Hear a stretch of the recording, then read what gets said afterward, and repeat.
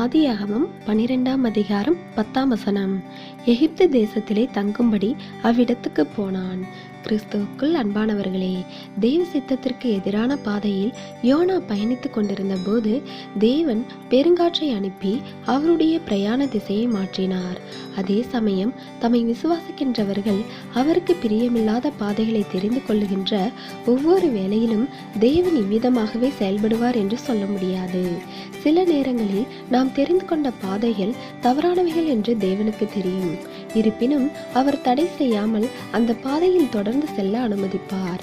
நாம அந்த பாதையின் தன்மைகளை புரிந்து கொண்டு கர்த்தருடைய தெளிவான பாதைகளை தேடுகின்ற வரைக்கும் அவர் பொறுமையாக காத்திருப்பார். ஏனென்றால் நாம் தெரிந்து கொள்ளும் பாதைகளும் தேவனுக்கு பிரியமில்லாத பாதைகளும் தருகின்ற அனுபவங்களை நாம் கற்றுக்கொள்வது அவசியம் என்பதை தேவன் அறிந்திருக்கிறார். அதன் மூலம் எதிர்காலத்தில் தேவன் நமக்கு காண்பிக்கும் பாதைகள்தான் நமக்கு பாதுகாப்பானவை என்றும் அவைகள்தான் நாம் தேடி தெரிந்து கொள்ள வேண்டியவை என்றும் நாம் தெளிவாக உணர்ந்து கொள்ள முடியும். தேவனுடைய கிருபையும் இரக்கமும் நம் அனைவரோடும் இருப்பதாக. ஆமேன்.